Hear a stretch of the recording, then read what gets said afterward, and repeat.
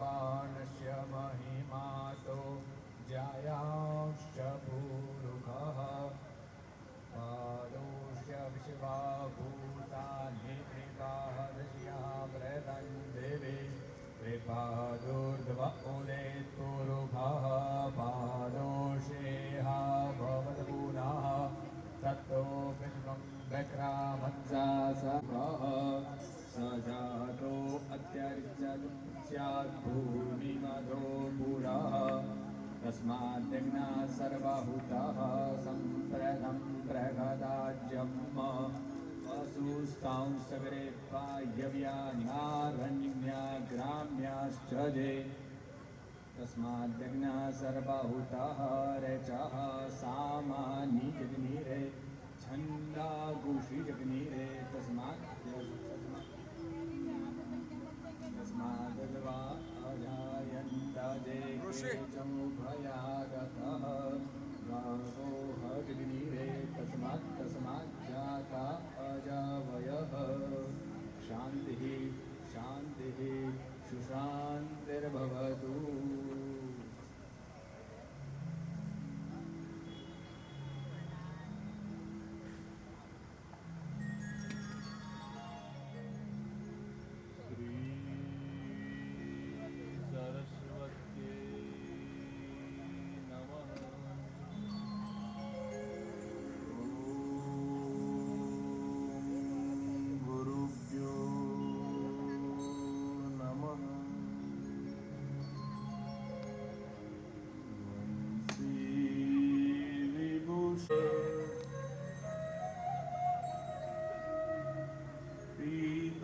पीताम्बरा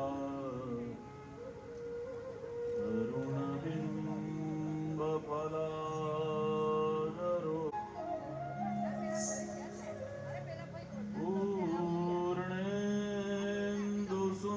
पूर्णेन्दुसुन्दरमुखा अरविन्दनेत्रा कृष्णात् परं किमपि तत्त्वमहं न जाने।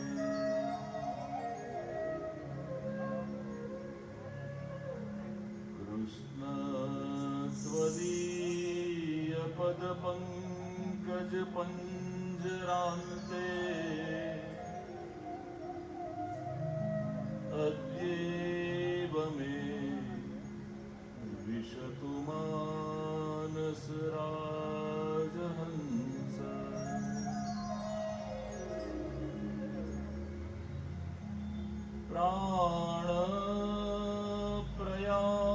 प्राणप्रयाणसमये कफवातपित्ते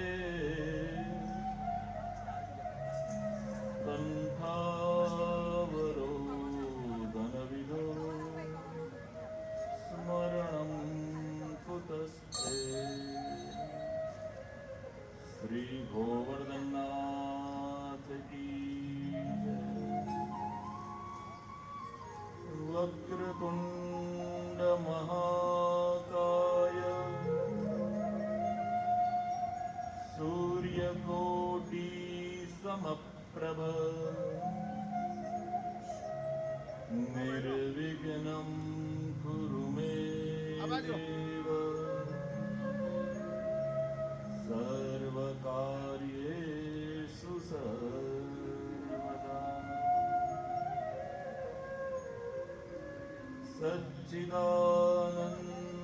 सच्चिदानन्दरूपाय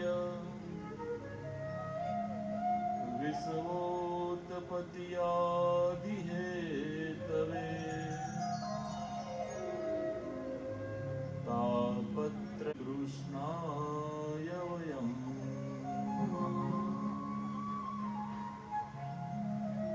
नमोऽस्तु ते व्यासविशालबुद्धि पुल्लारविन्दा यतपत्रनेत्र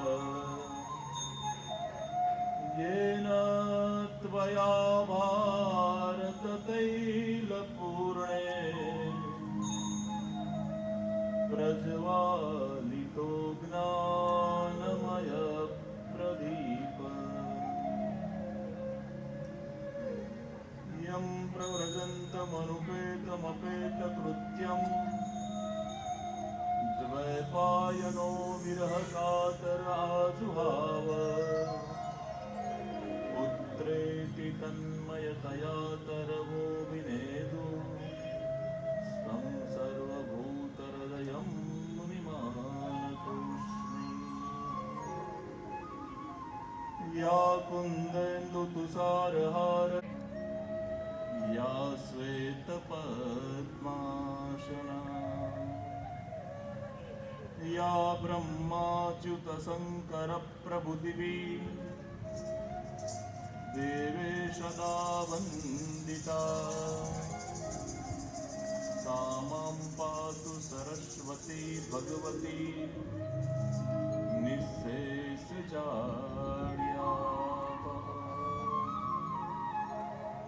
कस्तूरीतिलकं ललाटपटले वक्षस्थले कौस्तुभम् नासाग्रे वरमौक्तिकं करतले वेणुकरे कङ्कणम्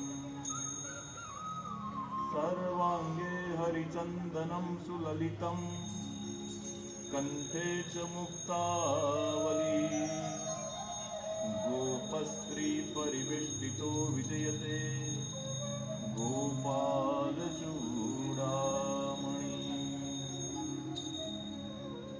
कृष्णं नारायणं वन्दे कृष्णं वन्दे व्रजप्रियं कृष्णं द्वैपायनं वन्दे कृष्णं वन्दे पृथाश्रुतम्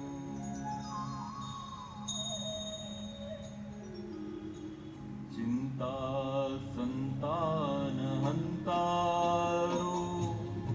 यत्पादाम्बुजरेणव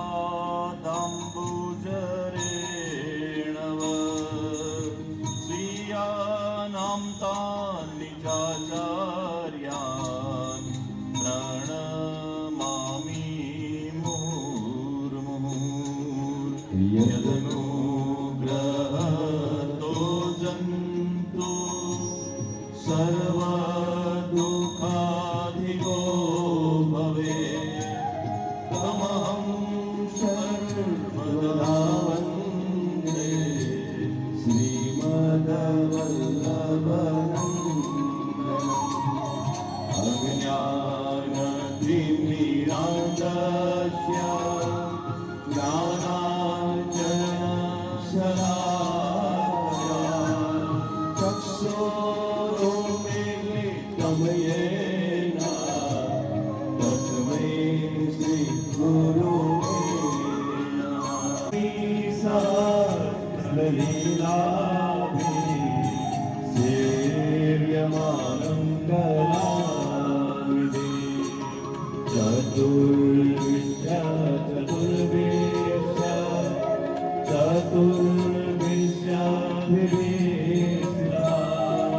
सर्वे विराजतेयोऽसो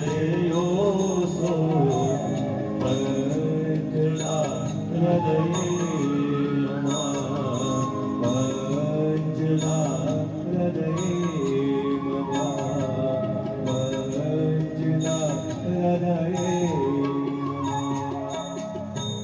प्रभु नंद कुमारो मे स्वामिनी वृषभानुजा कृतार्थोऽहं कृतन्न संशय श्री भागवत महापुराण की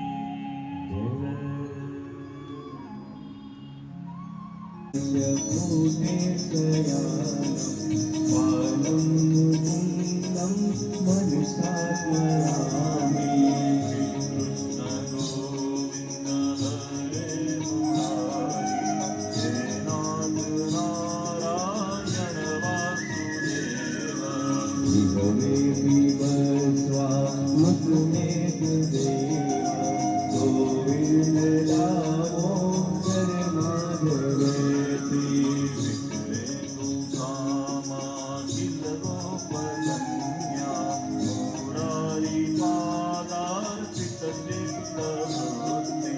સજ્ઞાનિગમ મોહવસાદ ઓચર ગોવિંદ દામોદર માધવેથી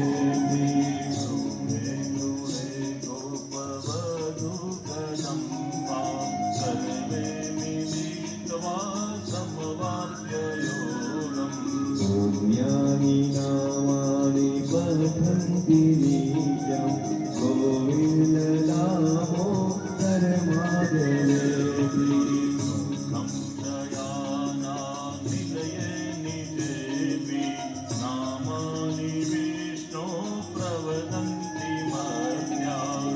નિશ્ચિतं તન્મયં तं વ્રજन्ति ગોવિંદ દામોદર માધવેથી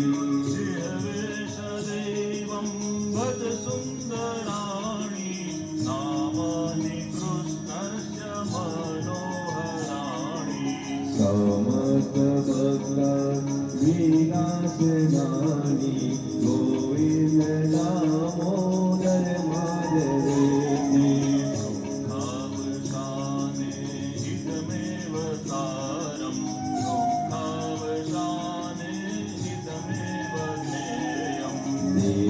દેહાવસાને ઇદમેવ દાપ્યં ગોવિંદ દામોદર માધવેથી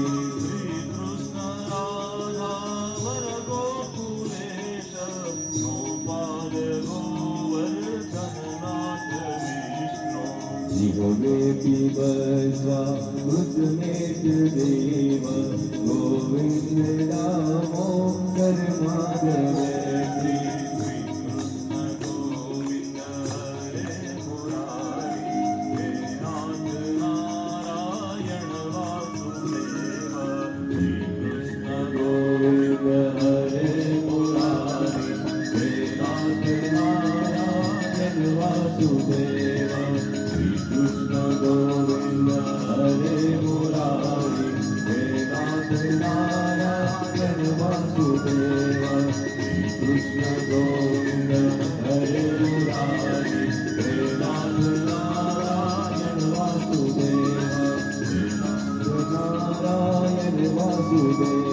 ગોવિંદ દામોદર સ્તોત્ર પ્રેમથી પાઠ જે કરે દામોદર દયાદાની સહેજે ગોલોક સંચરે.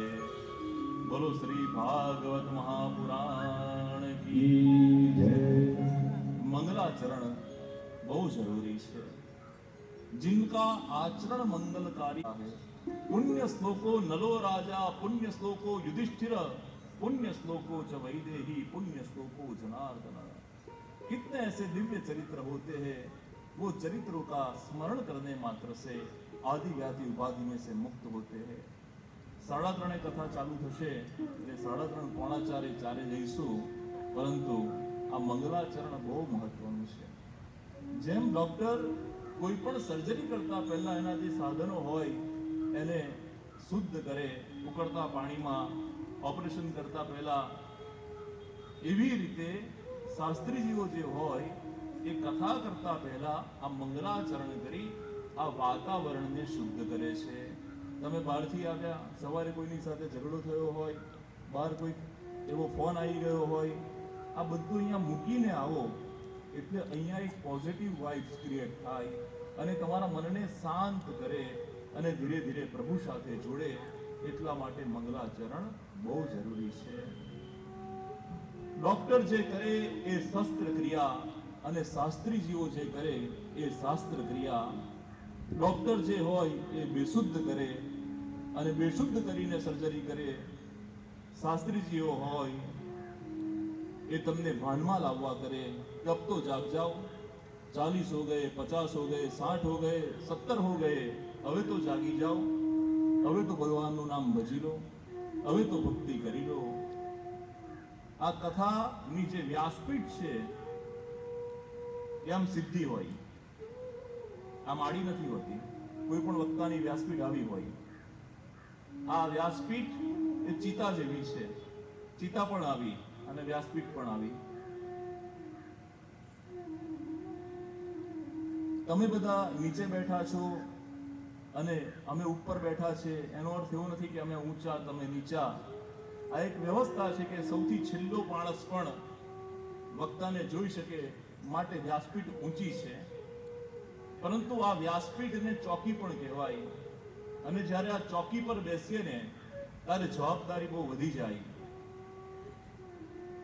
તમે બધા નીચે બેઠા, અમે ઉપર બેઠા, પણ જે ઉપર બેઠે એને ચોકીદાર કહેવાય અને જે નીચે બેસે એને જમીનદાર કહેવાય. તમે જાગતે રહો, જાગતે રહો. ક્યાંક જીવનમાં અવળા માર્ગ પર ન જઈએ, કોઈ એવા નિર્ણય ન લઈએ કે આપણું જીવન વ્યર્થ થઈ જાય. એના માટે જેટલા પણ વક્તાઓ છે એ સનાતન ધર્મના આપણા દરેક વક્તાઓ આ ચોકી પર બેસી અને સનાતન ધર્મની પ્રચાર પ્રસારની સાથે એ સંસ્કૃતિના જતન માટે આ ચોકી પર બેસી અને બૂમો પાડે છે. તમને જગાડવાનું કામ એ ભાગવત કથા કરે છે. શ્રીમદ ભાગવત કથા એ પ્રભુનું વાંગમય સ્વરૂપ છે અને દસમ સ્કંદ એ પ્રભુનું હૃદય છે અને હૃદયમાં આપણે પ્રવેશ કરી ચૂક્યા છે. એમાં ગઈકાલે આપણે ગિરિરાજ લીલાનું અદ્ભુત ગાન કર્યું અને ગિરિરાજ લીલાની અંદર આપણે સાલમીય દ્વીપ ઉપર કેવી રીતે ગિરિરાજ બાબા પ્રગટ થયા અને કેવી રીતે ઈસ્ટ આફ્રિકાથી ભારત દેશમાં પધાર્યા એ કથા પણ વિસ્તારથી સાંભળી. કથાની પ્રારંભિક વાત કરતા એ જ કથાને થોડી કન્ટિન્યુ કરીએ. અને આજે આપણી વચ્ચે વિશેષ કરી આમંત્રિત એવા શ્રી મૈત્રીબેન જોશી અને ધ્રુવભાઈ જોશી અત્રે ઉપસ્થિત છે. જોરદાર વક્તાઓને વધાવીએ. આ જોશી બ્રધર સિસ્ટર નું કોમ્બિનેશન છે અને આ જોશી બ્રધર સિસ્ટર ધ્રુવભાઈ અને મૈત્રીબેન દ્વારા બાલ્યાવસ્થાથી એ બોલવા શીખ્યા ત્યારથી એમના માતા અને પિતા દ્વારા એમની અંદર એવા સુંદર સંસ્કારોનું સિંચન કરવામાં આવ્યું કે એકેડેમિક નોલેજ જે ભણવાનું હોય એ તો ભણી જ રહ્યા છે, પરંતુ સાથે સાથે સંસ્કૃતનું જ્ઞાન, શાસ્ત્રોનું જ્ઞાન તેઓ પ્રાપ્ત કરી રહ્યા છે. અને એ પ્રાપ્ત કરી અને આજે હજુ એમનો અભ્યાસ ચાલુ જ છે, શાસ્ત્રોનો પણ અને એકેડેમિક નોલેજ પણ તેઓ પ્રાપ્ત કરી રહ્યા છે. એમાં ધ્રુવભાઈ વડોદરાથી નજીક વાઘોડિયાની અંદર આરઆર કેબલ દ્વારા સંચાલિત બહુ સુંદર પાઠશાળા છે. એની અંદર વેદનું અધ્યયન કરી રહ્યા છે. યજુર્વેદ અને સામવેદ આ બે વેદ તેઓ અભ્યાસ કરી રહ્યા છે અને વેદમાં પારંગત થઈ ગયા છે. મૈત્રીબેન છે, એમણે બાલ્ય વયથી અનેક સાંસ્કૃતિક અને આપણી સનાતન ધર્મની પ્રચાર પ્રસારની યાત્રાની અંદર એમના માતા પિતાના પ્રયત્નના કારણે એવા જોડાયા છે કે એમણે અનેક પ્રવચન, સત્સંગ, સુંદરકાંડ અને હવે મોટિવેશનલ સ્પીકર અને સાથે સાથે શ્રીમદ ભાગવતનું પણ તેઓ અભ્યાસ કરી રહ્યા છે. અને શ્રીમદ ભાગવતના એક ઉત્તમ વક્તાના જે ગુણ હોય એ બધા ગુણો આપણને અત્યારથી એમની અંદર દેખાય છે. તો મૈત્રીબેન આપણા ભારતીય સંસ્કૃતિનું એક એવું ઉમદા ભવિષ્ય છે કે જે આવનાર સમયની અંદર દેશ વિદેશની અંદર અનેક ભાગવત કથાઓ તેમના કંઠે થશે અને આપણે સાંભળીશું. તો ફરી એકવાર વ્યાસપીઠ ઉપરથી મૈત્રીબેન અને ધ્રુવભાઈનું આપણે સ્વાગત કરીએ છીએ અને મૈત્રીબેનના વચનામૃત પણ આજે આપણે શ્રવણ કરવાના છે. પરંતુ અમારા કથાકારોમાં વક્તામાં કેવું હોય, આપણે બહુ ઘરે રોજ જ જમીએ તો બેન કે બહુ 2-3 મહિના થયા આપણે બહારનું કંઈ ખાધું નથી, આજે સ્વિગી ઝોમેટો કરી દો અથવા તો આજે આપણે આ હોટલમાં જમવા જઈએ. એવી જ રીતે અમારા વક્તાઓની ભૂખ શું હોય, એક વક્તા બીજા વક્તાની કથામાં જાય, કારણ કે કંઈક પ્રસાદી તમે કોઈને 5 આપો તો તમારી પાસે 5 ઘટી ગયા, પણ વિચાર કેવા છે, તમારી પાસે ઓલરેડી 5 વિચાર હતા અને એક નવો વિચાર તમને મળે એટલે 5 અને 1 તમારી પાસે 6 વિચાર થઈ ગયા. એટલે વિચારોનું આદાન પ્રદાન બહુ જરૂરી છે. તો પુનઃ ફરી એકવાર મૈત્રીબેન અને ધ્રુવભાઈનું વ્યાસપીઠ ઉપરથી સ્વાગત કરીએ. ગિરિરાજ લીલાના એ જ ક્રમને આપણે થોડોક આગળ વધાવતા આચાર્ય ચરણ શ્રી વલ્લભ ચંપારણ્યની અંદર અગ્નિકુંડમાં પ્રગટ થયા છે અને આચાર્ય ચરણ ભારત યાત્રા પર નીકળ્યા છે. અને ભારત યાત્રા કરતા કરતા જ્યારે જગન્નાથપુરીમાં ગયા અને આચાર્ય ચરણને પ્રશ્ન પૂછવામાં આવ્યો, કોઈ એક જ મંત્ર બોલવાનો હોય, કોઈ એક જ દેવની પૂજા કરવાની હોય, કોઈ એક જ ગ્રંથ ભણવાનો હોય, તો કયા શાસ્ત્રનો અભ્યાસ કરવો જોઈએ, કયા દેવની પૂજા કરવી જોઈએ? ત્યારે આચાર્ય ચરણ શ્રી વલ્લભ કહે, આનો જવાબ હું આપું એના કરતા સ્વયં જગન્નાથજી આપે. તો જગન્નાથજી પાસે એક કાગળ અને કલમ મૂકવામાં આવ્યા, દ્વાર ભીડી અને વિનંતી કરવામાં આવી, દ્વાર ખોલવામાં આવ્યા. સ્વયં જગન્નાથજીએ એક શ્લોક લખ્યો, એકમ શાસ્ત્રમ દેવકી પુત્ર હિતમ. એકમ શાસ્ત્રમ, આટલા બધા શાસ્ત્રો છે, પણ જો એમાંથી કોઈ એક જ શાસ્ત્રનો અભ્યાસ કરવાનો હોય તો શ્રીમદ ભગવદ્ ગીતા. કોઈ એક જ શ્લોક બોલવાનો હોય, કોઈ એક જ દેવને માનવાના હોય તો એકમ શાસ્ત્રમ એકમ ગીતમ, એક દેવતા ભગવાન હરિનારાયણનું પૂજન કરવું જોઈએ. આમ સ્વયં ભગવાને પોતાના નામનો, ધામનો, ગ્રંથનો મહિમા વર્ણન કર્યો. આચાર્ય ચરણ ઉપર કનકાભિષેક થયો. આચાર્ય ચરણ યાત્રા આગળ કરી રહ્યા હતા. પ્રભુએ આજ્ઞા કરી કે આપ વ્રજમાં પધારો. વ્રજની અંદર ચૈત્રવદ એકાદશીએ જે દિવસે આચાર્ય ચરણનું પ્રાગટ્ય થયું હતું એ દિવસે વામ પૂજા ગિરિકંદરામાં પ્રગટ થઈ હતી, પણ પ્રભુનું પૂર્ણ સ્વરૂપ પ્રગટ થયું નહોતું.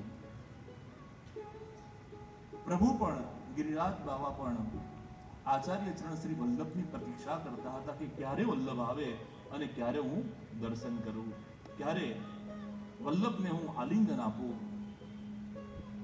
વામ પૂજાની સેવા સદુ પાંડે, ધર્મદાસ અને નરો ખૂબ ભાવથી કરી રહી છે. આચાર્ય ચરણ મથુરામાં યમુનાજીના તટ પર પહોંચ્યા. યમુનાજીના કિનારા ઉપર આમાં ગોવિંદ રાણી ઘાટ ગયો. મનમાં એવો સંશય થાય છે. માં યમુનાજી પ્રગટ થયા અને કહે છે કે આ ઠકરાણી ઘાટ છે અને સામે છે ગોવિંદ ઘાટ છે. ભેદ સમજાયો ગોવિંદ ઘાટ અને ઠકરાણી ઘાટનો. અને આચાર્ય ચરણે ત્યાં 7 દિવસ સુધી શ્રીમદ ભાગવતનું દિવ્ય પારાયણ કર્યું. અને 7મા દિવસે જ્યાં પારાયણ પૂર્ણ થયું ત્યાં મધ્ય રાત્રિએ શ્રાવણ શ્યાલા પક્ષે એકાદશ્યામ મહાનિશી, શ્રાવણ માસની એકાદશીની મધ્યરાત્રિના દિવસે સ્વયં પ્રભુ પ્રગટ થયા. બોલો શ્રી ગોવર્ધનનાથ કી. ગોવર્ધનનાથજીનો જય જયકાર થયો. આચાર્ય ચરણને આલિંગન આપ્યું. આલિંગન આપી અને સૌથી પહેલો બ્રહ્મ સંબંધ શ્રી પ્રભુએ આચાર્ય ચરણ શ્રી વલ્લભને આપ્યો છે. બ્રહ્મ સંબંધ આપી અને પ્રભુ અદ્રશ્યમાન થયા. મહાપ્રભુજીનો અંગત સેવક, એનું નામ છે દમલો, દામોદર દાસ હર્ષાની, અને વલ્લભ એને દમલો કહેતા. દમલાને પૂછવા લાગ્યા, અરે દમલા, તે કોઈ જોયું, કઈ સાંભળ્યું? દમલો કહે છે, દેખ્યો જાન્યો સબ કુછ પરંતુ સમજમાં કશું આવ્યું નહીં. વ્રજ ભાષામાં કહે છે બધું જોયું પણ સમજમાં કઈ આવ્યું નહીં. આચાર્ય ચરણ કહે છે કે જાઓ દમલા, યમુનાજી મેં સ્નાન કરાવો. અને યમુનાજીમાં સ્નાન કરવા માટે દમલો ગયો છે. સ્નાન કરીને આવ્યો. આચાર્ય ચરણે સૌથી પહેલો બ્રહ્મ સંબંધ દામોદરદાસ હર્ષાનીને આપ્યો છે. દામોદરદાસ હર્ષાનીએ પ્રથમ બ્રહ્મ સંબંધ પ્રાપ્ત કર્યો. આચાર્ય ચરણ મથુરાથી વ્રજ પ્રદેશમાં પહોંચ્યા અને સદુ પાંડેની પાઠકે પહોંચ્યા. સદુ પાંડકને મળી અને જે વામ ભુજા પ્રગટ થઈ છે એ વામ ભુજાનું શું મહત્વ છે એ કથાઓ સાંભળવા લાગ્યા. નરોને બોલાવી, નરો, આ ગિરિરાજ બાવા, આ પર્વતના દેવતા તારી પાસે દૂધ માંગે. હા હા આચાર્ય ચરણ, આ મારી પાસે દૂધ માંગે, એ મને નામથી બોલાવે. નરો, અરે ઓ નરો, માકો દૂધ ચાહીએ, માકો દૂધ ચાહીએ. અને 5 વર્ષની નાની નરો એક નાની લોટીની અંદર ગિરિરાજ બાવા પાસે દૂધ લઈ જતી અને પ્રભુએ દૂધ આરોગતા. આમ પ્રભુએ નરોને સેવા માટે નિમિત્ત બનાવી અને દૂધનો સ્વીકાર કર્યો છે. એવા ગિરિરાજ બાવાની કથા સાંભળતા આખી થયું વહેલી સવારે, જેમ ગઈકાલે આપણે જે કીર્તન યાદ કર્યું, વડિયન કો આગે કર, વડીલોને આગળ કરી અને મહાપ્રભુજી પાછળ પાછળ નરોને સાથે લઈ અને ગિરિરાજ પાસે આવ્યા, ગોવર્ધન પર્વત પાસે આવ્યા. ગોવર્ધન પર્વત જે 16 યોજન મોટા પહોળા છે, એ ગિરિરાજજી વજ્ર જેવા સખત છે, પરંતુ જ્યાં આચાર્ય ચરણ આવ્યા, દંડવત પ્રણામ કર્યા અને આચાર્ય ચરણે પોતાના ચરણારવિંદ ગિરિરાજ બાબા ઉપર પધરાવ્યા. ગિરિરાજ બાબા માખણ જેવા કોમળ થઈ ગયા અને ગિરિરાજ બાબાએ શ્રી આચાર્ય ચરણની ચરણ છાપ પોતામાં અંકિત કરી દીધી. જેવી રીતે શ્રી પ્રભુના ચરણ ચિહ્ન 8 અને 7 છે, એવી રીતે આચાર્ય ચરણના પણ જે ચરણ ચિહ્ન હતા એ ગિરિકંદરાની અંદર અંકિત થઈ ગયા. વલ્લભ આગળ આગળ જઈ રહ્યા છે. આ તરફ પ્રભુને પણ વિપ્રયોગ આવી રહ્યો છે કે ક્યારે પ્રભુના દર્શન થાય. નાથ દ્વારા ગયા હોય અને જેમ કહ્યું છે ને કે પુષ્ટિ માર્ગ કી બલિહારી, જબ દેખો તબ દર્શન કી તૈયારી. દર્શન ખુલ્લા જ ના હોય. તમે ડાકોર જાઓ, તમે નજીકમાં કોઈ પણ સુખધામ કલ્યાણરાયજી જાઓ, દર્શનનો સમય ક્યારે? ડાકોર જઈએ તો પણ દર્શનનો સમય ક્યારે? દર્શનનો સમય ક્યારે? કારણ કે ઋતુ પ્રમાણે દર્શનના સમય બદલાય, એટલે દર્શનના સમયની આપણને બહુ ચિંતા રહે.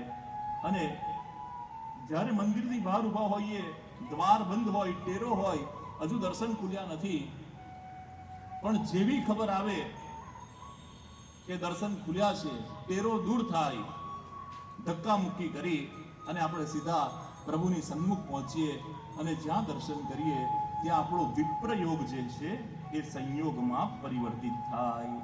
અને પુષ્ટિ માર્ગમાં વિપ્રયોગમાં સંયોગ કીધો છે. આચાર્ય ચરણને જેવો વિપ્રયોગ હતો એ ગિરિકંદરામાં જે વામભુજા પ્રગટ થઈ છે, વલ્લભના દર્શન ક્યારે કરું? એક એક ચરણ પ્રભુ નિકટ જવા લાગ્યા અને ગિરિકંદરામાંથી એક એક શિલા પ્રભુ સ્વયં હટાવવા લાગ્યા. એક એક શિલાઓ હટાવતા ગયા, આચાર્ય ચરણ નિકટ જતા ગયા અને જ્યારે ગિરિકંદરા પાસે પહોંચ્યા ત્યારે ગિરિકંદરામાંથી પ્રભુનું સાક્ષાત વાંગમય સ્વરૂપ પ્રગટ થઈ ગયું હતું અને મહાપ્રભુજીને આલિંગન આપ્યું. કોણ મહાપ્રભુજી અને કોણ ગોવર્ધનનાથજી, એ ભેદ કોઈ જાણી શક્યું નથી. બોલો શ્રી ગોવર્ધનનાથ કી જય. આચાર્ય ચરણે પાટે બેસાડી અને સેવાનો ક્રમ પ્રારંભ કરાવ્યો. રામદાસ ચૌહાણ નામના પોતાના સેવકને સૌથી પહેલી સેવાનો ક્રમ આચાર્ય ચરણે આપ્યો છે. રામદાસ ચૌહાણે સેવાનો ક્રમ લીધો. આચાર્ય ચરણે થયું કે શ્રી ગોવર્ધનનાથજી પ્રગટ તો થઈ ગયા, પણ પ્રભુને ભોગ ધરાવવા માટે કોઈ સામગ્રી નથી. તો કઈ સામગ્રી હું ધરાવું? તો આચાર્ય ચરણના હૃદયમાં થયું કે 56 ભોગ ધરાવવું. હવે તાત્કાલિકમાં 56 ભોગ તૈયાર ક્યારથી થાય? તો આચાર્ય ચરણે તરત જ એક અષ્ટક બનાવ્યું અને જે અષ્ટક બનાવ્યું એ 56 ભોગ છે. પ્રભુના 4 પ્રકારના માધુર્ય છે. 4 પ્રકારના જે માધુર્ય છે પ્રભુના, નામ માધુર્ય, રૂપ માધુર્ય, લીલા માધુર્ય અને ધામ માધુર્ય.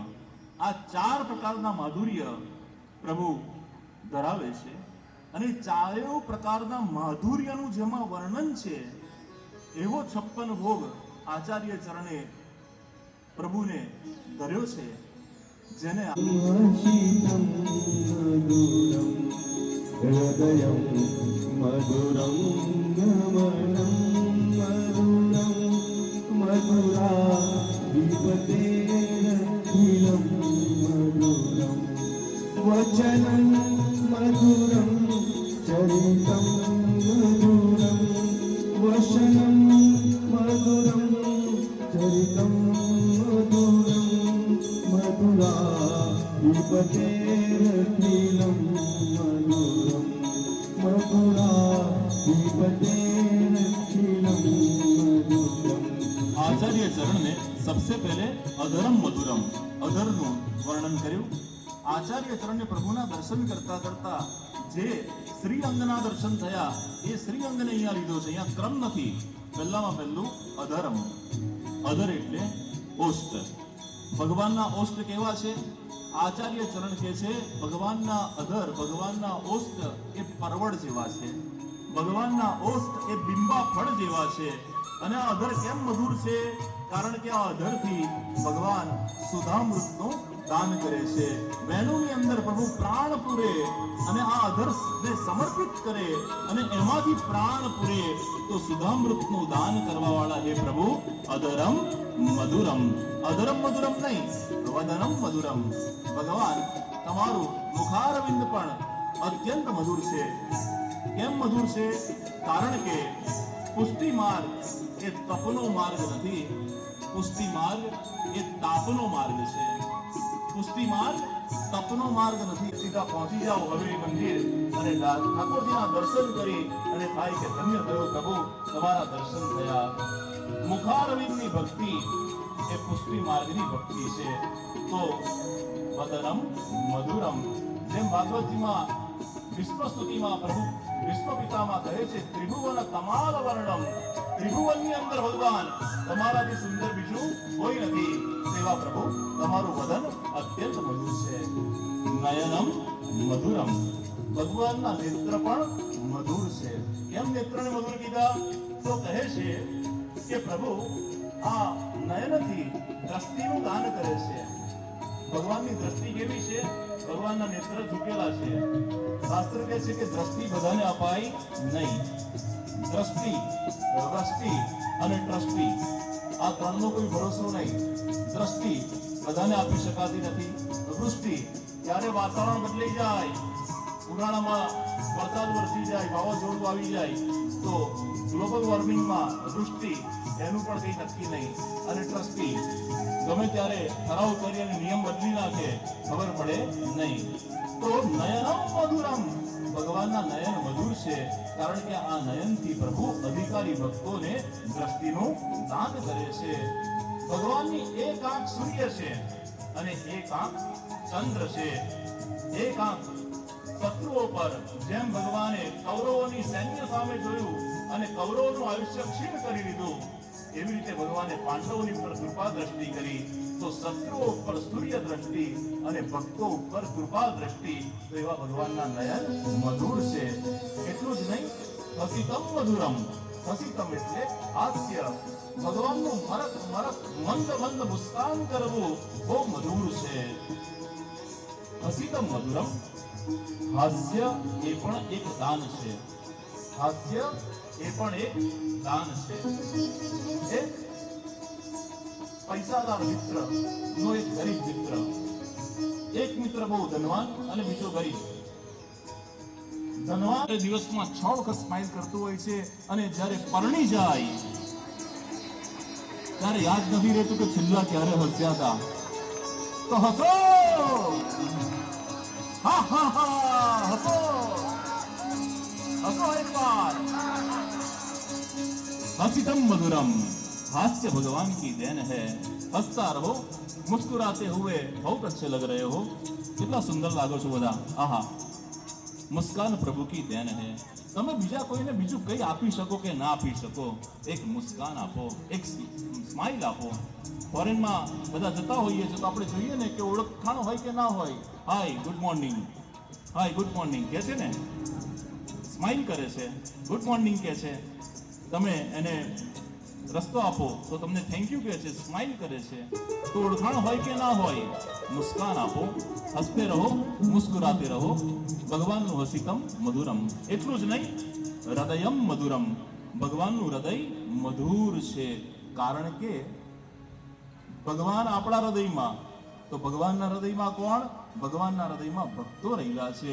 ભગવાનનું હૃદય પણ મધુર છે. ગમનમ મધુરમ.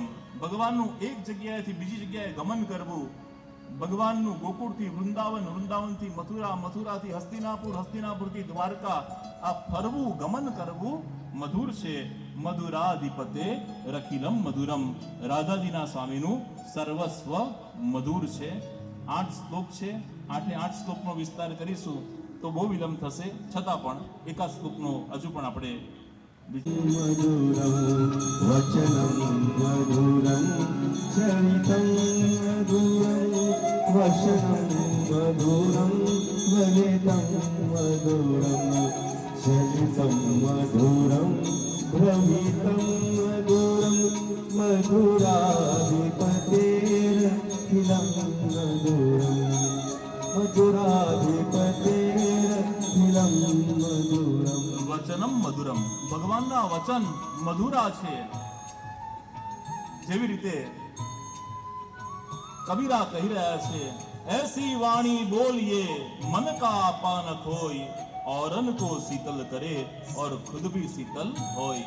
એવી વાણી બોલો કે વાણી કોઈને હાનિ ન પહોંચાડે, કોઈને તકલીફ ન પહોંચાડે. ભગવાનના વચન મધુર છે. કુબ્જા જેવી 3 અંગે વાંકી વળી ગયેલી દાસીને જોઈને પણ ભગવાન કહે છે, હે સુંદરી. આમ ભગવાને ક્યારે પણ કટુ વચન વાપર્યા નથી. ભગવાનના વચન મધુર છે. ખાલી વચને કેમ દરિદ્રતા, ખાલી મોટા મોટા વચનો આપવાના ને પાડવાના નહીં એવું નથી. વચનમ મધુરમ પછી આચાર્ય ચરણે તરત જ કહ્યું ચરિતમ મધુરમ. ભગવાનના ચરિત્ર પણ મધુર છે. જે વાણીમાં છે એ જ એમના વર્તનમાં પણ છે. માટે ચરિતમ મધુરમ, વસનમ મધુરમ. ભગવાન વસન એટલે રહેવું. ભગવાન નંદાલયમાં રહ્યા, ભગવાન ગોકુળમાં રહ્યા, શાંતિપની આશ્રમમાં રહ્યા, દ્વારકામાં રહ્યા, ભક્તોના હૃદયમાં રહ્યા. આમ ભગવાનનું વસન કરવું, ભગવાનનું રહેવું પણ મધુર છે. વલિતમ મધુરમ, વલિત એટલે અવળું કરવું. ભગવાન શ્રી કૃષ્ણ એ અનપ્રિડિક્ટેબલ ગોડ છે. તમે એને પ્રિડિક્ટ નથી કરી શકતા. તમને લાગે કે આવું કરશે પણ એ કંઈ અવળું જ કરે. અને એટલા જ માટે મર્યાદા પુરુષોત્તમ રામ સીધા હોય. એમના દરેક મૂર્તિ તમે જુઓ સીધા જ ઊભા હોય. અને ભગવાન શ્રી કૃષ્ણ જુઓ તો 2 પગની આંટી મારેલી હોય, કમરમાં લચક હોય, અને ક્યારેક વાંસની ડાબી બાજુ, ક્યારેક જમણી બાજુ. ભગવાન 3 જગ્યાએથી વલિતમ, 3 જગ્યાએથી ભગવાન વાંકા છે. ચરણથી વાંકા, કમરથી વાંકા અને મુખથી પણ વાંકા. આમ 3 જગ્યાએ ભગવાન વાંકા છે. પણ આ વાંકો છે એટલે તો આપણો પ્યારો છે. બોલો શ્રી બાંકે બિહારી લાલ કી આવે. અને પછી કે તને ભાઈ કહેવાનું રહી ગયું, જય શ્રી કૃષ્ણ આવજે. તો આ અવળું કરવાનું કેવું સારું લાગે. આમ રેલવે સ્ટેશન ઉપર ગયા હોઈએ અને ટ્રેનની બારીમાંથી તમને છેક સુધી દેખાવ ત્યાં સુધી તમને જોયા કરે. આ વલિતમ મધુરમ, આ અવળું કરવું કેવું મધુર લાગે. અને એટલું જ નહીં, વલિતમ મધુરમ, ભગવાનનું વલિતમ મધુરમ, ભગવાનનું વસનમ મધુરમ, ભગવાનનું ચલિતમ મધુરમ. પ્રભુએ ગોચરણ કર્યું છે, ખુલ્લા ચરણોએ ભગવાનનું ચાલવું પણ મધુર છે. અને ભ્રમિતમ મધુરમ, ભગવાન બધાને બ્રહ્મા પાડે છે, આ ભ્રમિતમ પણ મધુર છે. મધુરાધિપતે રખિલમ મધુરમ, રાધાજીના સ્વામીનું સર્વસ્વ મધુર છે. મધુરાષ્ટક ઉપર 3 દિવસનો સત્સંગ પ્રવચન અનેક જગ્યા ઉપર કરેલો છે. યુટ્યુબ ઉપર પણ કદાચ અવેલેબલ છે. અને ફરી કોઈ વાર ઠાકોરજી કરાવશે તો આપણે 3 દિવસનું 1 દિવસનો ફક્ત મધુરાષ્ટક ઉપર પ્રવચન કરીશું. અત્યારે આપણે ભાગવતજીમાં પ્રવેશ કરવાનો હોય. મધુરાષ્ટકના બાકીના શેષ લોકોને લઈ લઈએ.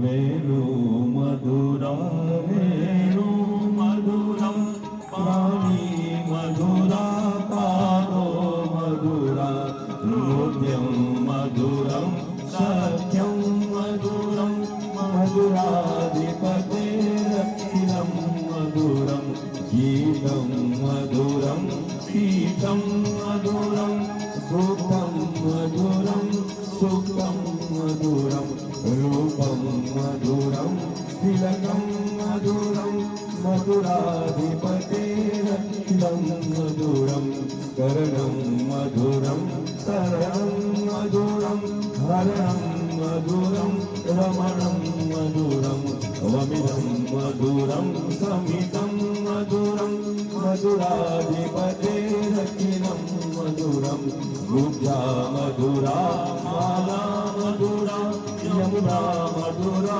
वीथि मधुरा सलिलं मधुरं कमलं मधुरं मधुराधिपतेरखिलं मधुरं गोपी मधुरा लीला मधुरा युक्तं मधुरं मुक्तं मधुरं युक्तं मधुरं श्रेष्ठं मधुरं रखिलं मधुरं गोपा मधुरा गावो मधुरा यष्टि मधुरा सृष्टि मधुरा मधुरा ललितं मधुरं फलितं मधुरं मधुराधिपतेरखिलं मधुरं मधुराधिपतेरखिलं मधुरं मधुराधिपतेरखिलं मधुरम्।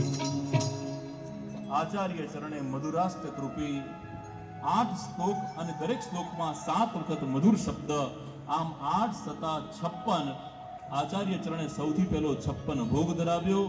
અને આ પ્રભુ જેમણે અનેક લીલાઓ કરી, ગુસાઈજી દ્વારા આગળ શૃંગાર અને રાગનો વિશેષ ક્રમ નક્કી કરવામાં આવ્યો અને એ પ્રણાલિકા એ પુષ્ટિની પ્રણાલિકા છે. ત્યારે શ્રીમદ ભાગવતજી એ પ્રભુનું વાંગમય સ્વરૂપ છે. દસમ સ્કંદ એ હૃદય છે. આજે હું સમયસર 3 વાગે આવી ગયો. રોહિતભાઈ કહે છે કે સમયસર 3 વાગે, બાકી રોજ 3:10 3:15 થાય. મેં એમને કહ્યું કે આજે લગ્ન છે ભગવાનનું, અને લગ્નમાં તો મુહૂર્ત સાચવવું જ પડે. આપણે બધા લગ્નમાં મુહૂર્ત કઢાઈએ છીએ ખરા, પણ સાચવતું કોઈ નથી. 7 વાગ્યાનો હસ્તમેળાપ હોય ને 10 વાગ્યા સુધી હજુ જાન આવી ના હોય, તો લગ્નના મુહૂર્ત કઢાવો, તો એને જાળવો. અને એટલા માટે આજે સમયસર, કારણ કે આજે ભગવાનનું લગ્ન છે, એટલે સમયસર બધું કાર્ય થવું જોઈએ.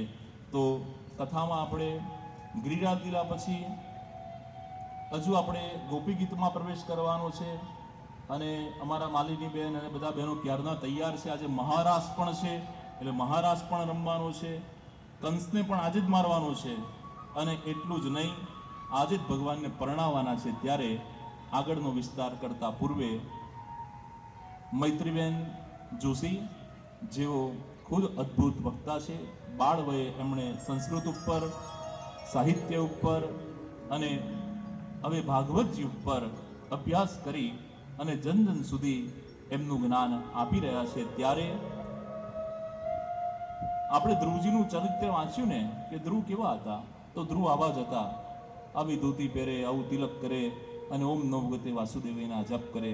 તો આપણા માટે તો આ ધ્રુવ એ જ ધ્રુવ નારાયણ, અને આ મૈત્રી એ જ મૈત્રી કે જે આપણને ભવિષ્યની અંદર એક ઉમદા વક્તા તરીકે કોઈક વાર સૂર્યનગરના ગરબા ગ્રાઉન્ડની અંદર કથા સંભળાવશે. અને આપણે બધા કથા સાંભળીશું એવી ભાવના સાથે શ્રી મૈત્રીબેનને વિનંતી કે તેઓ તેમના વાક્પુષ્પ શ્રોતાઓને અર્પિત કરે. શ્રી મૈત્રીબેન. શાસ્ત્રી નયન અંકલને પણ મારા નમસ્કાર. આજે આપણે અહીં એક ખાસ સફર માટે મળ્યા છે. દુનિયામાં ટેકનોલોજી 5G સુધી પહોંચી ગઈ, પણ મનનો નેટવર્ક વારંવાર જતો જ રહે છે. અને એ નેટવર્કને કોઈ સ્ટેબલ કરી શકે છે તો તે છે શ્રીમદ ભાગવત મહાપુરાણ. આપણે સમજીએ કે શ્રીમદ ભાગવત મહાપુરાણ માત્ર એક પુસ્તક છે, પણ એ પુસ્તક નથી, એ આપણા બધાના જીવનના સવાલોનો ઓપન સોર્સ સોલ્યુશન પેકેજ છે. અને તમે બધા અહીંયા બેઠા છો, એ શ્રીમદ ભાગવતની કથા સાંભળવા બેઠા છો, એ પણ ઘણા કરોડો, ઘણા જન્મોના પુણ્યોના કારણે તમે અહીંયા બેઠા છો. શ્રીમદ ભાગવત પુરાણ વાંચવાથી મોક્ષની પ્રાપ્તિ થાય છે. અને શ્રીમદ ભાગવત એક કલ્પવૃક્ષ છે. જેવી ઈચ્છા કરીને સાંભળશો એ ઈચ્છા પૂરી થશે. જો મુક્તિ જોઈએ છે તો મુક્તિ મળશે, ટાઈમપાસ કરવો હોય તો ટાઈમપાસ થઈ જશે. શ્રીમદ ભાગવત એક કલ્પવૃક્ષ છે. જેવી ઈચ્છા કરશો એ પ્રાપ્ત થશે. શ્રીમદ ભાગવતની શરૂઆત રાજા પરીક્ષિતના શ્રાપના કારણે થઈ હતી. આ બધાએ સાંભળ્યું હશે. અને તેમને 7 દિવસનો શ્રાપ મળ્યો હતો, અને એમને એ સમયમાં શ્રીમદ ભાગવતની કથા સાંભળી. અને આ કલયુગ પ્રમાણે વાત કરવા જઈએ, આપણી પાસે 7 દિવસનો સમય હોય તો આપણે શું કરીએ?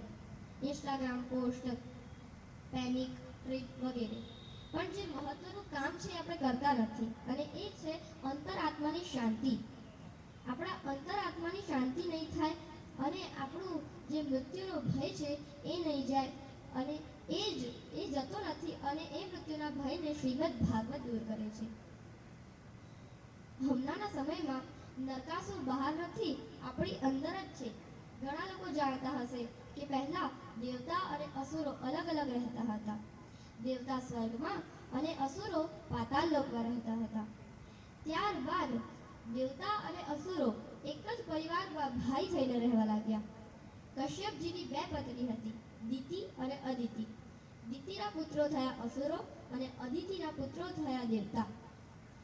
અને હવે કલયુગમાં દેવતા અને અસુર અલગ નથી, આપણા બધાના શરીરમાં છે. આપણા બધાના શરીરમાં એક અસુર અને એક દેવતા બંને છે. અને ભગવાનની પ્રાપ્તિ જોઈએ તો આપણે અંદરથી અસુરને બહાર કાઢવાનો છે. અને જ્યાં સુધી અસુરને બહાર નહીં કાઢીએ ત્યાં સુધી ભગવાનથી આપણું કનેક્શન નહીં થાય. અને જ્યાં સુધી આપણે અસુર કાઢીએ નહીં ત્યાં સુધી ભગવાનથી કનેક્શન નહીં થાય. અને ભગવાનથી કનેક્શન નહીં થાય તો મૃત્યુનો ભય ક્યારેય નહીં જાય. શ્રીમદ ભાગવત જેવી રીતે એક પુરાણ છે જેનાથી આપણા બધાને મુક્તિ મળે છે, એવી જ રીતે આ જનરેશન માટે આધ્યાત્મ આઉટડેટેડ નથી, એવરગ્રીન છે. અને શ્રીમદ ભાગવતની જેમ શ્રીમદ ભગવદ્ ગીતા પણ આ જનરેશન માટે બહુ જ જરૂરી છે. શ્રીમદ ભગવદ્ ગીતા એક મોટિવેશનલ સ્પીકર છે જે આપણને કહે છે કે આપણે આપણા જે શત્રુઓ છે એમનાથી આપણે યુદ્ધ કરવાનું છે. અને એમાં આપણે વિચારીએ કે ચલો કોઈએ મને મારી દીધું તો હું પણ એને મારી દઉં, કોઈએ મને ખરાબ બોલ્યું, કશું પણ બોલ્યું મને તો હું પણ એને બોલી દઉં. એના શ્રીમદ ભગવદ્ ગીતા પણ આ જ કહે છે. ના, એવું નથી. આપણે આપણા શત્રુઓ જોડે લડવાનું છે, પણ આપણા શત્રુ એ નથી. આપણા શત્રુ આપણા મનમાં જ છે, જેમને આપણે મિત્ર બનાવીને બેઠા છે. આપણા શત્રુ છે કામ, ક્રોધ, લોભ, મોહ. આ બધા આપણા શત્રુઓ છે. પછી આ તો અર્થનો અનર્થ થઈ જાય કે ભગવાને કીધું હતું શત્રુઓથી લડવાનું, તો આપણે એ શત્રુઓથી નથી લડવાનું જેમને આપણને માર્યું. આપણે એ શત્રુઓથી લડવાનું છે જેમને આપણે મિત્ર બનાવીને બેઠા છે અને જેમની કારણે આપણે ભગવાનથી દૂર છે. તો આપણે શ્રીમદ ભગવદ અને શ્રીમદ ભાગવત ને શ્રીમદ ભગવદ ગીતામાં ઘણો ફરક છે. ઘણા લોકો શ્રીમદ ભાગવત ગીતા પણ કહે છે, પણ શ્રીમદ ભાગવતમાં ભગવાન અને એમના ભક્તોની કથા છે. જેમ કે પ્રહલાદ જેવા ભક્તોની રક્ષા કરવા માટે ભગવાન અવતાર લે છે. અને શ્રીમદ ભગવદ ગીતામાં કૃષ્ણાર્જુન સંવાદ છે, જે જ્યારે અર્જુન યુદ્ધ કરતા પહેલા જ થાકી ગયો હતો, હારી ગયો હતો, ત્યારે ભગવાન એને મોટિવેટ કરે છે યુદ્ધ કરવા માટે કે આ કોઈ તારા નથી, આ બધા કોઈ તારા નથી, ખાલી એક જ આ બધા જ મારાથી જોડાયેલા છે. એવી રીતે ભગવાન અર્જુનને મોટિવેટ કરે છે. અને શ્રીમદ ભગવદ ગીતા ખાલી અર્જુન માટે નથી, આપણા બધા જ જીવો માટે છે. આપણે બધાએ મોટિવેટ થવાનું છે શ્રીમદ ભગવદ ગીતા. શ્રીમદ ભાગવત એક પુરાણ છે જેનાથી આપણને મુક્તિ મળે છે. જે રાધા કૃષ્ણ જે રાસ છે એ એક નૃત્ય જ નથી, એ આત્મા અને પરમાત્માનું ટ્યુનિંગ છે, સુર છે. ભક્તિ 9 પ્રકારની છે. શ્રવણમ કીર્તનમ વિષ્ણુ સ્મરણમ પાદ સેવનમ અર્ચનમ વંદનમ દાસ્યમ સખ્યમાત્મ નિવેદનમ. તો આ બધી 9 પ્રકારની ભક્તિ કરવાથી આપણું જે જીવ છે એ ભગવાનની તરફ જાય છે અને આપણા જે જીવનના સવાલો છે એ બધા પણ દૂર થાય છે. તો આપણે બધાએ અંદરથી અસુર કાઢવાનો છે. આપણે સમજીએ કે આપણે ભગવાનને શોધવાના છે અને આપણે યુદ્ધ લડવાનું છે. આ એક પ્રકારથી યુદ્ધ પણ છે, પણ સાથે સાથે એ પણ છે કે જીવાત્મા અને પરમાત્મા એકવાર એક રમત રમે છે. પરમાત્મા જીવાત્માને કહે છે કે તમે સૌથી પહેલા છુપાઈ જાઓ, હું તમને શોધીશ, પછી હું છુપાઈ જઈશ, તમારે મને શોધવાનો છે. એક રમત આવી રીતે રમે છે. ઇંગ્લિશમાં કહેવા જઈએ તો હાઇડ એન્ડ સીક. તો સૌથી પહેલા આપણે બધા જ જીવાત્મા પરમાત્માના ઉદરમાં સમાઈ જઈએ છીએ અને ત્યારબાદ પરમાત્મા એક એક કરીને આપણા બધાને આ સંસારમાં જન્મ આપે છે. અને ભગવાન કહે છે કે તમે બધા છુપાઈ ગયા હતા, મેં તમને શોધી કાઢ્યા, હવે હું છુપાઈ જઈશ, તમારે મને શોધવાનો છે. અને હવે આપણે બધા જ જીવ આ સંસારમાં કલયુગની માયાજાલમાં આવી જઈએ છીએ અને ભગવાનને શોધવાનું તો ભૂલી જ જઈએ છીએ. અને ભગવાનને શોધવાની જરૂરત પણ નથી, એ આપણી સામે જ છે. બસ એમને જોવા માટે એક દ્રષ્ટિ જોઈએ અને એ દ્રષ્ટિનું નામ છે ભક્તિ. જ્યારે આ ભક્તિ આવશે ત્યારે ભગવાન આપોઆપ દેખાઈ જશે. ભગવાન દૂર નથી, આપણા નજીક જ છે. અને આ જીવાત્મા અને પરમાત્માની રમત ચારેય યુગમાં ચાલતી રહે છે, વારે ઘડીએ ચાલતી રહે છે અને વારે ઘડીએ આપણે ભગવાનને શોધવાનું ભૂલી જઈએ છીએ. તો અંતે હું એ જ કહેવા માંગુ છું, દેખાશે. અને અહીંયા મને આમંત્રણ આપ્યું 2 શબ્દ બોલવા માટે. ફરીથી એકવાર હું ધન્યવાદ કહેવા માંગુ છું નયન અંકલ શાસ્ત્રીજીને. નમસ્કાર. પવિત્ર ઝરણું મુજ હૈયામાં વહ્યા કરે, મૈત્રી ભાવનું પવિત્ર ઝરણું મુજ હૈયામાં વહ્યા કરે. શુભ થાય આ સકળ વિશ્વનું એવી ભાવનાની રહે, મૈત્રી ભાવનું પવિત્ર ઝરણું મુજ હૈયામાં વહ્યા કરે, મુજ હૈયામાં વહ્યા કરે. મૈત્રી ભાવનું પવિત્ર ઝરણું મુજ હૈયામાં વહ્યા કરે. શુભ થાવવા સકળ વિશ્વનું એવી ભાવના સદા રહે. તો મૈત્રી માટે જોરદાર તાળીઓનો ગડગડાટ. કે આટલી બાળવયે આટલી સુંદર વાતોને સમજવી, ચરિત્રમાં લાવવી અને આટલા બધા શ્રોતાઓની સામે બોલવી, તો આ પેરેન્ટ્સના યોગદાનને આભારી છે. એમના માતા પિતા અમારા પરમ મિત્ર શ્રી મિતેશભાઈ, તેઓ પણ ખૂબ વિદ્વાન કર્મકાંડી બ્રાહ્મણ છે અને દુબઈની અંદર તેઓ સેવા આપી રહ્યા છે. 6 મહિના ત્યાં હોય છે, થોડોક સમય અહીંયા પણ હોય છે. તો એવા શ્રી મિતેશભાઈ અને પાયલબેન, મૈત્રીબેન અને ધ્રુવભાઈના માતા પિતાનું પણ અભિવાદન છે કે મૈત્રી દૂર તક જાયેગી. આ મૈત્રી સૌના હૃદયની અંદર ભગવાનનો ભાવ પ્રગટ કરશે. આ હીરો છે અને ઘસાવાનું કામ ચાલુ થઈ ગયું છે અને જ્યારે એ સંપૂર્ણ ઘસાઈ જશે એટલે કોહિનૂર બની જશે, એમાં કોઈ સંશય કરવા જેવો નથી. चलते हैं सीधे 10वें स्कंद की ओर. विशुद्ध सत्वं तव धाम शांतं तपोमयं द्वस्तरजस्तमस्कं मायामयोऽयं गुणसंप्रवाहो न विद्यते ते ग्रहणानुबंध. सत्वं तव धाम शांतम तपोमयम द्वस्तरजस्तमस्कम. ભગવાને ઇન્દ્ર રાજાને કહ્યું કે તમારા અભિમાનને દૂર કરવા માટે હે ઇન્દ્ર રાજા, મેં તમારું યજ્ઞ બંધ કરાવ્યો અને પ્રકૃતિની પૂજા કરી. મારા શાસનમાં રહી, મારી આજ્ઞામાં રહી અને કાર્ય કરો.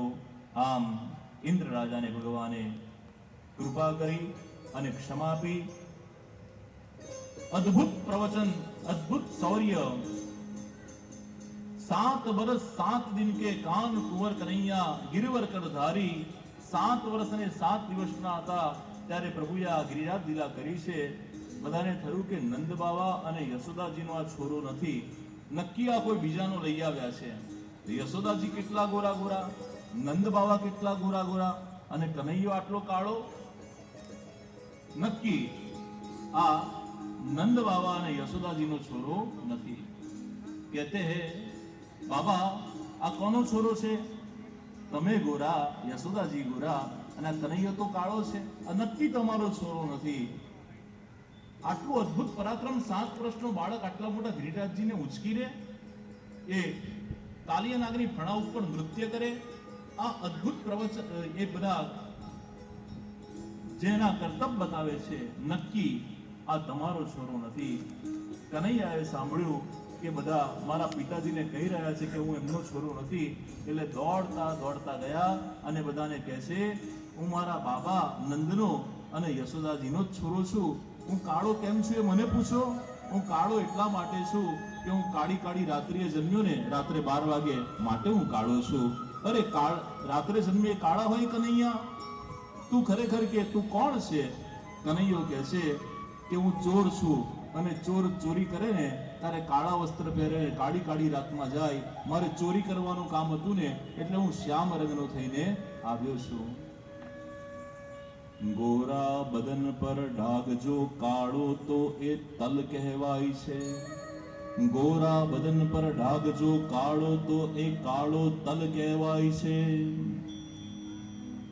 અને કાળા બદન પર ડાઘ જો ધોળો તો એ કોડ કહેવાય છે. ગોરી સ્ત્રી એ રાધા કૃષ્ણની જોડ કહેવાય છે. ગોરી સ્ત્રી અને કાળો પુરુષ એ રાધા કૃષ્ણની જોડ કહેવાય છે. પણ જો ગોરો પુરુષ અને કાળી સ્ત્રી, ગોરો પુરુષ અને કાળી સ્ત્રી એ રોજની માથાકૂટ કહેવાય છે. રાધા કેમ ગોરી અને શ્યામ કેમ કાળા? સફેદ વર્ણ જે છે ને એ પરાવર્તિત કરવા વાળો કલર છે. સફેદ કલરમાંથી બધા કલર પરાવર્તિત થઈ જાય. સફેદ કલર પરાવર્તિત કરવા વાળો છે અને શ્યામ રંગ જે છે એ એબ્ઝોર્બ કરવા વાળો કલર છે. રાધાજીએ બધું ટ્રાન્સફર કરવાનું છે અને કૃષ્ણએ બધું એબ્ઝોર્બ કરવાનું છે.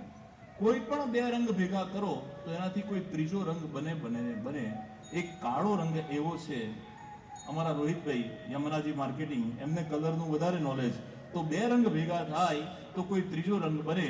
પરંતુ એકલો શ્યામ રંગ એવો છે, કાળો રંગ એવો છે કે એમાં જે રંગ ભળી જાય એ પણ કાળો થઈ જાય. કૃષ્ણ કાળો છે કારણ કે એને બધાને પોતાની અંદર સમાવી લેવાના છે. અને જો આમ પાર્ટી હોય ને તો બ્લેક થીમ હોય, મોંઘામાં મોંઘી ગાડી લઈએ તો બ્લેક ગાડી લેવાય, પાર્ટી વેર બ્લેક કલર કહેવાય, સૂટ બધા બ્લેક રંગના હોય તો બ્લેક કલર એ ગ્લેમરનો છે. કૃષ્ણ ભગવાનનું મંદિર તમે આમ ફૂટપાથ પર એમને કોઈ જગ્યાએ નહીં જોયું હોય કે ભગવાનનો એમને ખાલી ફોટો પડ્યો હોય અને બધું છિન્ન ભિન્ન હોય, નાની અમથી આમ ભગવાનની દેરી હોય. કૃષ્ણ ભગવાનની એવી દેરી જોવા નહીં મળે. કૃષ્ણ એટલે ઐશ્વર્ય છે. એ આમ મહેલમાં જ રહે, ઠાઠ માઠમાં જ રહે અને એના ભક્તોને પણ ઠાઠ માઠમાં જ રહે. આ બધી સાડીઓ તમારી કેટલી કામ લાગી? 7 દિવસ બધી નીકળી, રોજે રોજ નવી નવી પરફ્યુમની બોટલો તમારી વપરાઈ. તો ભક્તોને પણ ઠાઠમાં રાખે અને પોતે પણ ઠાઠમાં રહે. એ ઐશ્વર્યના દેવતા છે. અને એકમાત્ર એવો રંગ છે કે જેની અંદર જે રંગ ભળી જાય એ પોતે પણ શ્યામ થઈ જાય અને કૃષ્ણ એબ્ઝોર્બ કરવાનું કામ કરે છે. ભક્તોના કષ્ટ, આદિ વ્યાધિ ઉપાધિ, અને એટલા માટે કૃષ્ણ કાળા છે. નંદ બાબા કહે છે કે ગર્ગાચાર્ય મહારાજે જન્માક્ષર બનાવ્યા છે અને એમાં બધું લખ્યું છે. ગર્ગાચાર્ય મહારાજના જન્માક્ષર લઈ આવ્યા, એમાં ફળકથન લખ્યું હતું કે તમારો કનૈયો મોટા મોટા આગ નચૈયો થશે અને જેવું વર્ણન હતું એવું જ થઈ રહ્યું છે. આ અમારો જ છોરો છે. આમ નંદ બાબાએ બધાને મનાવ્યા. જેની આપણે આતુરતાથી રાહ જોઈ રહ્યા છે એ મહારાષ્ટ્રની અંદર આપણે પ્રવેશ કરીએ છીએ. શ્રીમદ ભાગવત નું હૃદય એ દસમ સ્કંદ, પણ આખા શ્રીમદ ભાગવતનું એવરેસ્ટ જે કહેવાય ને એ એવરેસ્ટ પર હવે આપણે ચડી રહ્યા છે. અને જ્યારે એવરેસ્ટ પર જતા હોય ત્યારે બહુ સાવધાની વર્તવી પડે, ત્યાં ઓક્સિજન ઓછો ન થઈ જાય. બહુ સાવધાની વર્તી અને હવે આપણે આ કથામાં પ્રવેશ કરી રહ્યા છે. કારણ કે આખી કથાના 7 દિવસના ટોચ ઉપર આપણે ભગવતીબેન પહોંચી રહ્યા છે. આને रास पंचाध्यायी गोपी गीत की कथा कहवाई छे। बड़े भाव के साथ उसमें प्रवेश करते हैं। भगवान पीता रात्रि शरदोत्फुल्ल मल्लिका विक्षरन्तो मनस्सक्रे योगमायामुपाश्रितः। भगवान पीता रात्रि, भगवान पीता रात्रि, भगवाने कहेली रात्रि आवी। ता एटले अनेक गणी, आ कोई एक रात्रिनी वात नथी, आ अनेक अनेक रात्रिओनी वात छे। भगवान पीता रात्रि सर्वोत्फुल्ल मल्लिका विक्षरन्तु मनस्सक्रे योग माया मुपाश्रितः। भगवान पहुंचे हैं वन के अंदर, गए कदम के पेड़ के नीचे और अपने चरणों को एक दूसरे के ऊपर रखकर कमर को लचकीला कर कर लिया बांसुरी को और बांसुरी बजाई वृंदावन में।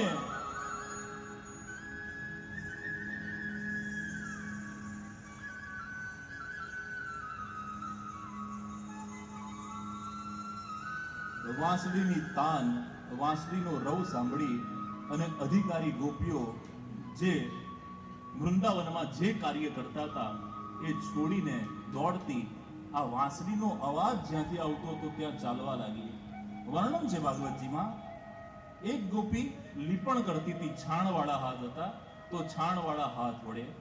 એક ગોપી ચોટલો બાંધતી હતી, એક ચોટલો બંધાયો હતો અને એક ચોટલો બાકી હતો તો એક ચોટલો વાળેલો અને બીજો ચોટલો છૂટો. એક ગોપી ગાયનું એ છોડી અને વનની અંદર એક પતિદેવને ભોજન કરાવી રહી હતી, અધૂરું ભોજન રાખી અને આવી ગઈ.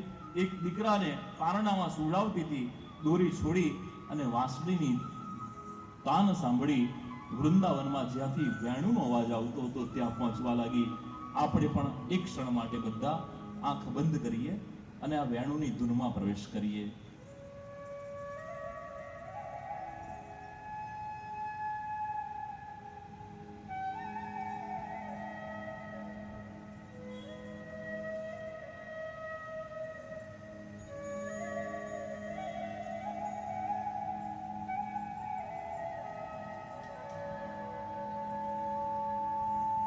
बड़ी गोपियों આવી ગઈ, वृंद बढ़ी गई.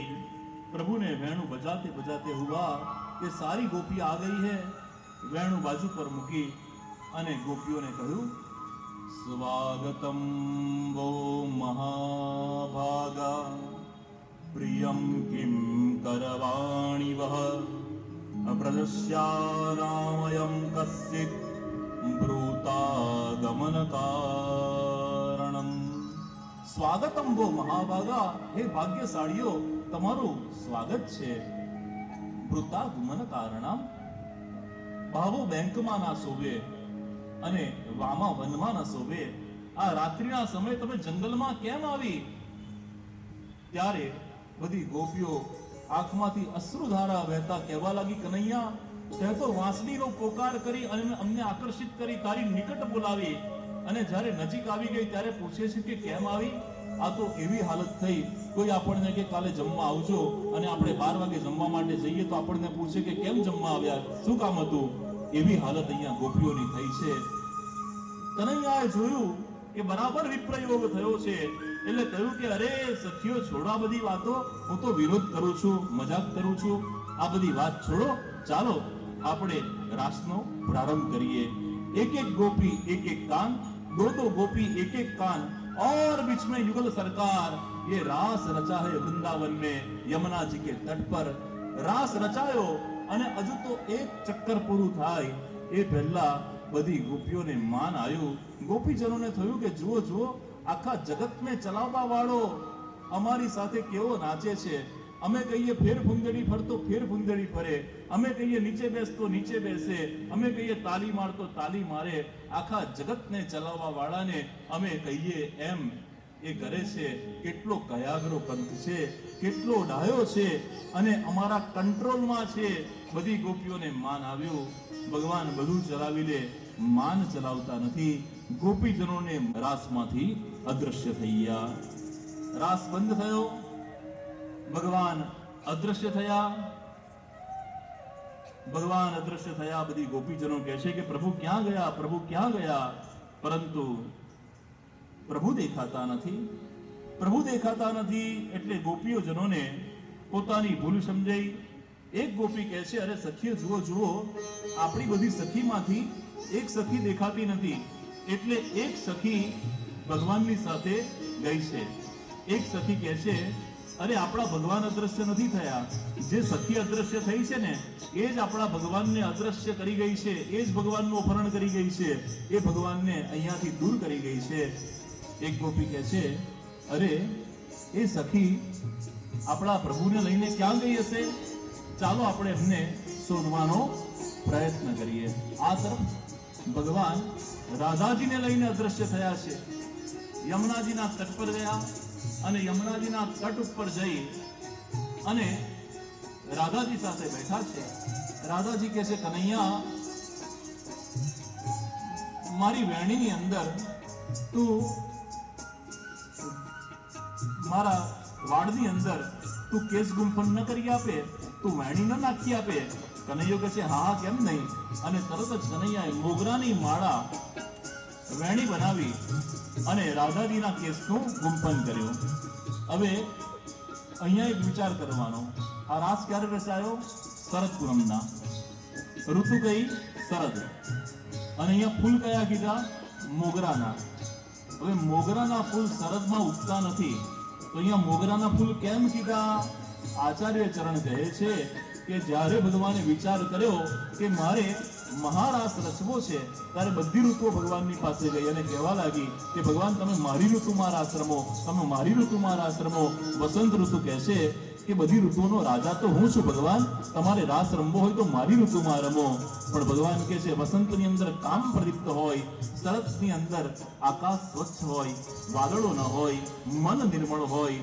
અને મહારાસની અંદર નિર્મળ મન, કામ વાસના વગરનું મન બહુ જરૂરી છે, માટે રાસ તો હું શરદમાં રમીશ. તો વસંત ઋતુ કહે છે ભગવાન તમે ઋતુઓનો રાજા મને કહો અને મહારાજ શરદમાં રમો, થોડી કૃપા કરો. તો ભગવાને કૃપા કરી અને વસંત ઋતુને કહ્યું કે વસંત ઋતુમાં ઉગતા મોગરાના ફૂલ શરદ ઋતુમાં પણ ઉગશે અને વેણી દ્વારા એ રાસની અંદર પ્રવેશ કરશે. એટલે જેટલી ગોપીઓએ વેણી પહેરી હતી એ મોગરાની માળામાં આ વસંત ઋતુના પુષ્પ રાસની અંદર પ્રવેશ કર્યા છે. અહીંયા કે છે કનૈયા ચાલ ને આપણે બે તો ગરબા રમીએ, બીજી બધી ભલે તો અદ્રશ્ય થઈ ગયો, મને અહીંયા લઈને આવ્યો, પણ આપણે બે ફેર ફૂંદડી ફરીએ. કનૈયા અને રાધાજીએ રાસ રમવાનો પ્રારંભ કર્યો. યમુનાજીના તટે બે જણ ફેર ફૂંદડી ફરવાનો પ્રારંભ કર્યો. ફેર ફૂંદડી ફરતા ફરતા રાધાજીને ચક્કર આવ્યા. રાધાજીને કનૈયા બસ બસ હવે નહીં. કનૈયા તે ચલાઈને મને બહુ થકવી નાખી. કનૈયા મને બહુ ભૂખ લાગી છે. કનૈયો કહે છે અત્યારે વનમાં હવે ક્યાં કઈ બધું મળે? તો કે છે જો દૂર એક વૃક્ષ દેખાય છે અને એ વૃક્ષ ઉપર લચી ગયેલા ફળ દેખાય છે, મને આ વૃક્ષ પાસે લઈ જા. કનૈયો કહે છે ચાલો આપણે વૃક્ષ પાસે જઈને ફળ તોડીને આવીએ. રાધાજી કહે છે કનૈયા ચાલીને હું બહુ થાકી ગઈ છું, વૃક્ષ સુધી જવાય એટલી પણ શક્તિ નથી, તું મને ઉંચકીને લઈ જા. અને કનૈયાએ રાધાજીને ખભા ઉપર ટીંગાટોળી કરાવી, ખભા ઉપર ઉંચકી લીધા. રાધાજી કનૈયા ના ખભે લટકાયા અને કનૈયો ખભા ઉપર રાધાજીને બેસાડી વૃક્ષની નજીક ગયો. વૃક્ષની નજીક ગયા અને એક હાથ ઊંચો કરી રાધાજી ફળને તોડવા જાય, બીજા હાથે ડાળી પકડવા જાય, ભગવાન નીચેથી અદ્રશ્ય થઈ ગયા. રાધાજી ઝાડની ડાળી પકડી અને લટકી રહ્યા છે. આ તરફ ગોપીઓ શોધી રહી છે, वही मेरे श्याम है, वही मेरे घनश्याम है, कन्हैया कन्हैया पोकारा करेंगे, व्रज की लताओं में दिन बिताया करेंगे, कहीं तो मिलेंगे, बाल घुंघरा रहे, नैन कजरा रहे, वही मेरे श्याम है, वही मेरे श्याम है. लता पता जान अनजान वृक्षों ने पूछवा लाग्या. અમારે ગયા જ્યાં બે હાથે ડાળી પકડી રાધાજી લટકી રહ્યા હતા. અરે સખી, અમારો કનૈયો ક્યાં ગયો? અમારો કૃષ્ણ ક્યાં ગયો? અમારા કૃષ્ણને લઈને તું હજુ તો રાસ જામ્યો તો અને અદ્રશ્ય થઈ ગઈ. અમારો કૃષ્ણ આપ. રાધાજી કહે છે સખીઓ, મને પહેલા નીચે તો ઉતારો. અને બધી સખીઓએ રાધાજીને નીચે ઉતાર્યા. રાધાજી કહે છે કનૈયો તો મને પણ મૂકીને અદ્રશ્ય થઈ ગયો, કારણ કે મારી અંદર પણ માન આવ્યું અને ભગવાન બધું ચલાવે, અભિમાન ચલાવતા નથી. ચાલો આપણે બધા કૃષ્ણને શોધવાનો પ્રયત્ન કરીએ. અને ગોપીજનોએ કૃષ્ણને શોધવાનો પ્રયત્ન કર્યો, જેને ગોપી ગીત કહેવાય છે, જેને વિરહ ગીત કહેવાય છે. 19 શ્લોકની અંદર આ ગીત છે. કોઈ એક ગોપીએ ગાયેલું આ ગીત નથી. અલગ અલગ પ્રકારના ગોપીજનો છે. શ્રુતિ રૂપા ગોપીજનો, સ્મૃતિ રૂપા ગોપીજનો, ઋષિ રૂપા ગોપીજનો. શ્રુતિ, સ્મૃતિ અને ઋષિ રૂપા ગોપીજનોના હજારો ગોપીઓના વૃંદ છે. એ અલગ અલગ વૃંદે આવી અને એક એક શ્લોક ગાયા છે. આ કનક મંજરી છંદ, જેને ઇન્દિરા છંદ પણ કહેવાય છે, એ ઇન્દિરા છંદની અંદર ગોપી ગીત છે. અને ગોપી ગીતની વિશેષતા એ છે કે એમાં જે એનો પહેલો અક્ષર છે ને, એ જ એનો 7મો અક્ષર છે. જયતિ તે ધીકમ, ફરી પાછો જ, જન્મના વ્રજ. જે પહેલો અક્ષર એ જ 7મો અક્ષર બધા શ્લોકની અંદર આપણને આ જોવા મળે છે. તો गोपी गीत में प्रवेश करते हैं, जो विरह गीत है महारास के पूर्व. गोप्यौचू जयति तेऽधिकं जन्मना व्रज दिक्षु तावता स्वैधृता स्वता स्वां विचिन्वते जयति तेऽधिकं जन्मना व्रज स्थित इंदिरा सस्वदग्रही ओ श्रीनाथ जी आवजो તમે વાટ જોઈ રહ્યા ક્યારે ના આવે સભી ગાઈએ ઓ શ્રીનાથજી આવજો તમે વાટ જોઈ રહ્યા ક્યારે ના આવે ઠાકોરજીને સંભળાતું નથી બડે ભાવ કે સાથ ભાઈઓ પણ બહેનો પણ મહારાષ્ટ્રની અંદર કોઈ સ્ત્રી નથી કોઈ પુરુષ નથી મહારાષ્ટ્રમાં બધા જ ગોપી છે